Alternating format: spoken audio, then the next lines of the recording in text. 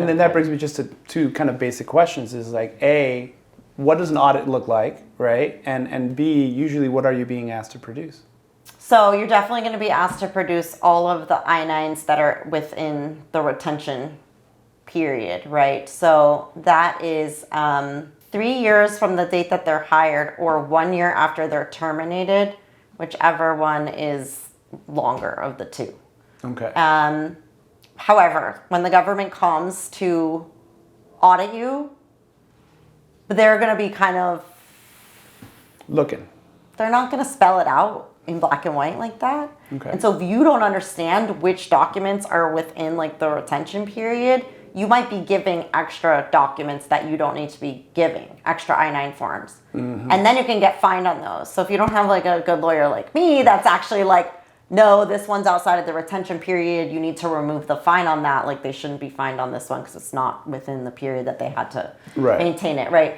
If you're just trying to like work through that stuff on your own, which I don't recommend, but you're probably going to make those mistakes. But they also ask for things like payroll records, right? Because they want to compare. Okay. Like here's the people on your payroll and here's the I-9s we have. And they want the payroll records typically going back, right? Because you're really like responsible for all of the employees whose I-9s are in that retention period, even if they don't work there anymore.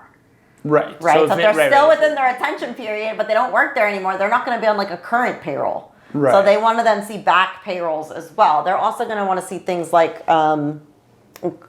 articles of incorporation and like typical like corporate documents kind of prove who you are. And typically you're given about like 3 days to produce this stuff. So again, if you have legal counsel, like we can typically get you maybe like some extra time to produce the documents. Right. But, if you want to stay on schedule with what they're asking of you, and they're not just asking, like it's typically like a subpoena, right? So it's like, scary. It's yeah.